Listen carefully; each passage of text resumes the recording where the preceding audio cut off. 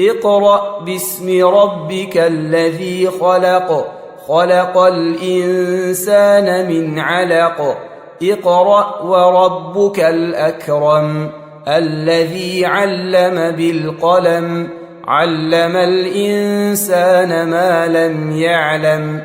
كلا إن الإنسان ليطغى أن رآه استغنى إن إلى ربك الرجعى أرأيت الذي ينهى عبدا إذا صلى أرأيت إن كان على الهدى أو أمر بالتقوى أرأيت إن كذب وتولى ألم يعلم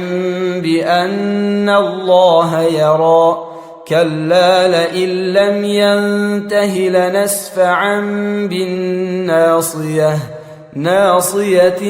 كاذبة خاطئة فليدع ناديه سندع الزبانية كلا لا تطعه واسجد واقترب